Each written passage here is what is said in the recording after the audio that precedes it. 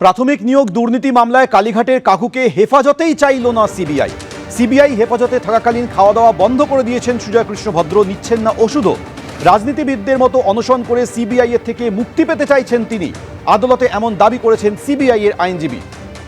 বিস্তারিত কথা বলবো, পার্থপ্রতিম ঘোষ আমাদের সঙ্গে রয়েছেন। পার্থপ্রতিম, সুজয় কৃষ্ণ ভদ্রকে নিজেদের হেফাজতে পেলে আরো গুরুত্বপূর্ণ তথ্য হয়তো সিবিআই এর গোয়েন্দারা পেতেন, কিন্তু তাকে তো হেফাজতেই চাওয়া হলো না, কি কারণে?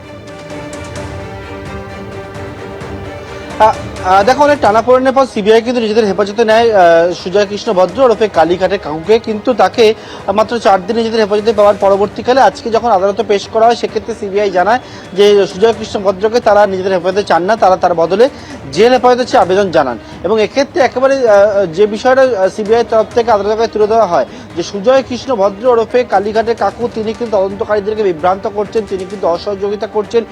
সরকারি অনেক আধিকারিকের নাম হয়তো তিনি জানেন, তিনি সামনে আনছেন না, বা তিনি অনেক প্রভাবশালীর নাম সামনে আনছেন না, কিন্তু এক্ষেত্রে কেন হেফাজতে চাইলেন না সেই প্রশ্ন যখন আদালতে ওঠে, তখন সিবিআই একেবারে স্পষ্ট করে জানায় যে কার্যত ব্ল্যাকমেল করতে চাইছে সুজয় কৃষ্ণ ভদ্র সিবিআইকে।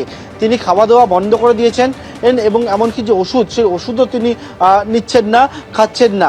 ফলে এর ফলে তিনি কিন্তু একেবারে সিবিআই আইনজীবী আদালতকে যে বিষয়টা জানালেন যে ঠিক যেমন রাজনীতিবিদরা অনেক ক্ষেত্রে অনশন করে সমস্যা সমাধানের চেষ্টা করে, ঠিক তেমনই চেষ্টা করছে সুজয় কৃষ্ণ ভদ্র।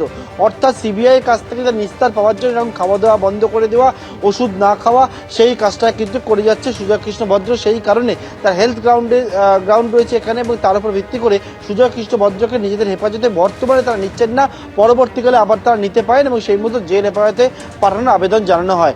অন্যদিকে আরও একটি আবেদন এদিন সুজয় কৃষ্ণ ভদ্রের জন্য আদালতের কাছে সিবিআই প্রেয়ার করে, সেটা হচ্ছে সুজয় কৃষ্ণ ভদ্রের ভয়েস স্যাম্পল কালেক্ট করতে চায় বা সিবিআই প্রাথমিক নিয়োগ দুর্নীতি মামলায়, এবং সেই ভয়েস স্যাম্পল কালেক্ট করার জন্য আবেদন জানানো হয় আদালতের কাছে। এবং আদালত কিন্তু সুজয় কৃষ্ণ ভদ্রের ভয়েস স্যাম্পল কালেক্টের যে আবেদন, সেই আবেদন মঞ্জুর করেছে।